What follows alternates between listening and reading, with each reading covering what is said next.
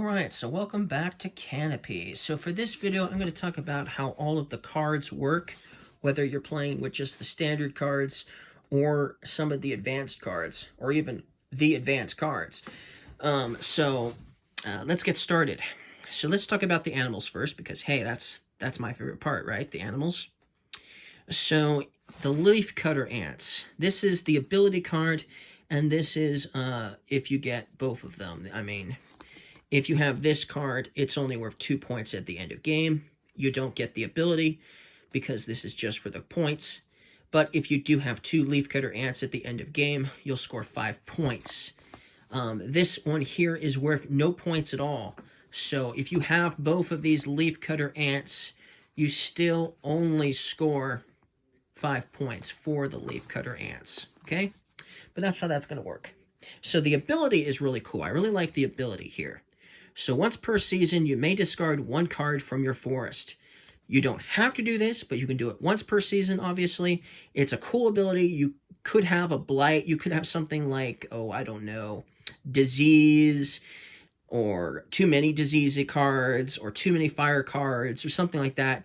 This could come in handy to get rid of something like that. You could also use it to get rid of some of the plants as well. Maybe you have too many of a certain flower. You can't have that many flowers because you get no points or get minus points or something like that. So this could potentially be helpful in that regards. So the leafcutter ant, that's how that ability works. Really cool. 1 discard in your personal forest. Awesome ability. Okay, so the sloth. Their mating pair is obviously 2 and 5. Just like with the leafcutter ants, you could score 5 points if you've got 2 sloths. But if you have this card as well, you'll score 2 plus 5. So that's 7 points. You could get at most 7 points from the sloth. But you could potentially only score 2 points if you have only one of them. And if you have this one, you get this awesome ability. Once per season, if you pass all piles. So if you looked at this one and you passed, and you looked at this one and you passed, and you looked at this one and you passed, you would have to draw 1 from here. But you could use the sloth's ability to draw an additional extra card from the season deck. So you could get 2 more from this forest season deck here. You could get 2 instead of 1. You can only do this once per season, but that's still an interesting ability. If you passed up on all these cards and now you're only getting 1, that can be helpful, at least to get you an extra one. So that's an awesome ability too. Okay, so then we have the Emerald Tree Boa. Now, if you have both of these, you'll score 5 points. Minus 1. So you'll actually only score 4 points at most with the Emerald Tree Boa. But if you have just this one here, you're going to score just a minus points. You're going to lose a point at the end of the game. And if you have just this one, you get no ability, but you get 2 points. So that's how that's going to work. Now, the ability is actually my favorite. My most favorite ability just happens to be my favorite animal in this game. And that's the Emerald Tree Boa. Once per season, you may take 1 card from a pile that you pass.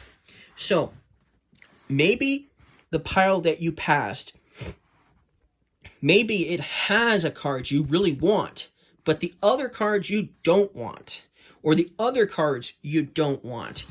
Instead of simply putting it back and moving on to the next pile, you could take 1 card from that pile, putting the other one back. You still have to put 1 there regardless because you passed it, and you would still move on to the next pile and possibly take cards from there. Super awesome, right? Oh, awesome. But you can only do this once per season, and that's assuming you get the Emerald Tree Boa before the game is even over, right? But still, it has to be this particular card here. Awesome ability. Most favorite ability, super fantastic, love this card. So that's how the Emerald Tree Boa is going to work. Okay, the toucan is next. So if you have both toucans, that means you're going to score 6 points, right? That's good, 6 points at most. But if you just have this one, you get 1 point. If you just have this one, you get 2 points. So how does the toucan ability work? Well, once per season, before your turn, you may peek at a pile. Okay, so like maybe for instance, you're thinking that there's a lot of cards in the second pile here, And there's a few cards over here in the third pile. Before your turn, you could peek, for instance, at this pile and see what cards are actually in this pile. And then once you got to this pile, assuming you didn't take the first pile, and you looked at these cards, you'd be like, already, I know what these cards are, and I know what these cards are. You know what? I know these cards are totally not going to work for me. But these cards will. Some of them will, anyway. And so I'll take this pile, knowing what is in this pile. So that's how the Toucan's ability is going to work. Definitely some strategic options there, for sure. So that's an awesome ability, too, the Toucan. So let's move on. Okay, so the Poison Dart Frog. If you have both of them, you'll score 7 points if you have both Poison Dart Frogs. If you just have one or the other, you'll score 2 points. The ability is another awesome one. Once per season, before your turn, you may add 1 card to each pile. So you can only do it once per season. You have to do it before you begin your turn, meaning before you look at the first pile. But then you can add 1 additional card to each of the piles, increasing the amount of cards you could possibly get depending on which pile you take. That's awesome, right? I like that ability. That's a cool ability to get if you're the player who gets that particular card. Okay, so that's some of the animals. We still have more, though. Okay, next we have the Kinkachoo. Now, if you have 2 Kinkachoos in your forest at the end of the game, you'll score 7 points. If you just have this one, you'll score 2 points. If you just have this one, you'll score 2 points. The ability is, once per season, keep 1 extra card you draw from the seed deck. So, if you only have 1 seed and you draw 3 cards, you can only keep 1 seed. Okay, you can only keep 1 of the seed cards, right? But if you have the Kinkachoo, you could potentially keep 2 of them now because you have this particular Kinkachoo. Of course, if you have more than 2 seeds, if you have 2 seeds, you could still potentially keep more than 2 cards, potentially, right? So that's an interesting ability. I used it at least once. It was worth it. But there was another time where it wasn't worth it because I didn't want to keep the other extra card because it wasn't going to help me anyways. I would have just discarded it and got no points. But that's still an interesting ability, the Kinkachoo. So that's the Kinkachoo. All right, let's move on. So, the next animal is the Pygmy Marmoset.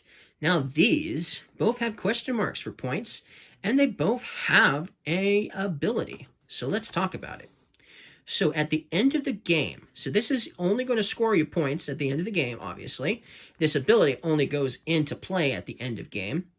For each tree of a different height in your forest, you'll score 1 point. So if you have a tree that is only like, obviously, 2 cards in total, you'll score 1 point for that. If you had another tree that was 3, you'd score a point for that. If you had another tree that was 4, you'd score a point for that. If you had another tree that was like 5, you'd score a point for that. So that's 5 points. So you could potentially get a lot of points if you have various different heights of trees, potentially. And if you had both of these, you could score for each one of these. So that would be 5 and 5 if that was the case, right? Awesome ability, really cool. But then again, you could still potentially score at least a couple points, maybe 2 or 3 points, potentially for each of these if you had one of them or both of them. So that's the Pygmy Marmoset. Okay, next is the Golden Lion Tamarin. Now this one, if you have both of them, you will score 5 points. If you just have this one, you won't score any points. If you just have this one, you'll score 2 points. Now the ability. Once per season, for each canopy you have, draw 1 card from the season deck and add 1 of these cards to your forest. So you can only do it once per season.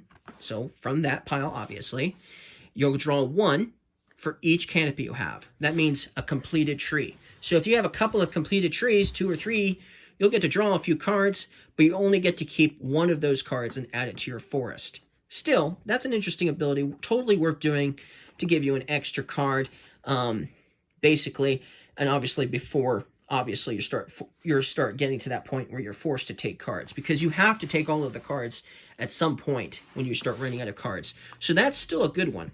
The Golden Lion Tamarin. Okay, so we still have more animals. We're not done with animals yet. Not by a long shot. So let's continue. The next one is the Hotend. If you have both of these birds at the end of game, you'll score 7 points. If you just have this one, you'll get 2 points. If you just have this one, you'll get 2 points. Now, the ability is once per season, you may keep one pile of cards you draw face down until the end of the season. Now, why is this an interesting ability? Well, when you do take a pile, you are forced to take the cards and automatically put them into your forest right away. This will allow you to do it once per season, where you can take a pile of cards and put it face down underneath the Hotend, okay? Underneath the Hotend. And then at the end of season, you'll still have to put those cards into your forest. But make it still potentially advantageous because maybe it's a canopy. Maybe the cards in here are really good, and maybe they're both animals, and there's a canopy. But you can't use the canopy at this moment because it's the beginning of the game or something like that. Well, you could use the Hotend ability if you had it, for instance, and save those cards for later and then utilize them. Hopefully by then you would be actually able to utilize them instead of obviously wasting them like if it was the beginning of the game. So that's basically how the Hotend's ability would work, and you'd get to do it per each season, each round. So that's a good one, right? Okay, next one is a butterfly with obviously an interesting name, the Harmonia Mantle. Now, these will not score you any points at the end of the game. So if you don't use this ability, you're not going to score anything for having them. But if you use them for their ability, what you'll get to do is, at the end of season, you'll discard, okay, this particular card here. You'll discard it to basically gain one of these three. Either a Bromelia, a Monstrella, or a Fern, okay? So basically, you're adding one extra card to one of those three different types of plants. That could potentially help you score points. Of course, if it was like this one, you already had 2 of these and you decided to do it for this, then it would give you a minus score. But maybe you only had 2 ferns and maybe you'll want a third one, you know, or maybe you only had 2 of these and you'd want a third one or something like that. So that's basically what you can do with these particular butterflies. That's how their ability is going to work. Very simple and easy. And obviously, there is no points in these particular animals here. Okay, the next one is the Howler Monkey. Now, at the end of game, if you have both of these, you'll score 6 points. If you just have this one, you'll score 2 points. If you just have this one, you'll score 1 point. Now, the ability is, once per season, you may discard a pile when you pass it. So, you basically, if you pass a pile, you can use the Howler Monkey to discard the pile after you pass it. You'll still have to put 1 card there into that equation, but you can discard it, which could be very, very potentially useful, because it could be useful to your opponent too, but it could be useful to you because, remember, all of these cards here you will have to take. So eventually you'll come to a point where you'll have like tons of blights, tons of diseases, tons of fires, cards you don't probably necessarily want, but you'll have to take them. Somebody will, because that's just how it works. But this could potentially discard some of those unwanted cards if they're sitting in a pile all at once. So that's why this ability is super powerful, and it could help out both you and your opponent at the end of the round, considering you can do this each round. So that's the Howler Monkey's ability. That's how it's going to work. Okay, we still have 2 more animals to talk about, and then we'll talk about the plants in the next video. And obviously the other cards in the next video. So, the next one is the Jaguar. Now, if you have both Jaguars at the end of game, you'll actually only score 1 point. Ouch, right? If you have both Jaguars, you only get 1 point. If you just have this Jaguar, you'll get 2 points. But if you have this Jaguar, you'll get minus 3 points. Now, why is this one so negative on the minus 3? Well, it's because it's basically an attack card. This is like the only attack card that you can actually attack and actively attack a player with. Everything else that happens to you is what is depending on what you draw from these piles. And then it's unfortunate, but it's not necessarily being caused by your opponent. This one, you're actually actively attacking your opponent, which is probably why this is the advanced version. So if you're only playing the standard version, you will not have to worry about the Jaguar. And if you do play the advanced version, then you don't play with the standard edition of wildlife animals. But you can also mix and match as well. You can play up to 7 pairs of animals if you want. So potentially, if you do it that way, and you want to play with some of the advanced animals, but you don't want to play with this nasty card here, then obviously you could just not choose this particular pair of animals when you're choosing your 7 pairs of animals to put into the game. But that's something to note if you don't like the nastiness of this card. So, what does it do? At the end of each season, your opponent discards a wildlife card at random from their forest. Ouch! So they don't get to choose what animal they're losing, they're just kind of losing one at random. And they're going to lose one. So if you get this in the first round, you're going to get to do that to your opponent 3 times. Very powerful, obviously very deadly and devastating to your opponent, because you're the only one that's going to get this ability if you get it. Which is probably why you might not want to play with the Jaguar. Okay? So that's how that works. Even if you love the Jaguar, even if you love cats, you might not want to play with the Jaguar if you don't like that, take that element to the game that this one would definitely add. Now, I saved the worst for last. The ability is good, but I just don't like the card. It's the Goliath bird-eating spider. Now, if you have 2 of these at the end of game, because you have a mating pair, then you'll have 7 points. If you just have this one, you'll have 2 points. If you just have this one, you'll have 2 points. Now, the ability is, once per season, when you take a pile, you may leave all threat cards in that pile. Considering this is a threat, just having. That's kind of thematic. But basically, if you pick up a pile and there's some cards you want, but you don't want like the threat cards, like the drought or the fire or the lightning or something like that, you could use this ability once that season to just leave those cards there. You'll still have to draw one. No, you won't have to. Yeah, you still have to draw one regardless. But the point is, now you won't have to worry about those threat cards right away. You might still get them later. Your opponent could also possibly get them later too. It's always possible. But still, that is actually quite useful, despite the fact that I do not like this particular critter for sure. So that's all of the animal cards and how they will function. So I will see you guys in the next video. We will talk about the rest of the cards here in the next video, which are these plants and diseases and things like that in the next video and how they function. Don't forget to leave a like if you guys liked my explanation of how the animals worked. Alright, see you guys in the next video.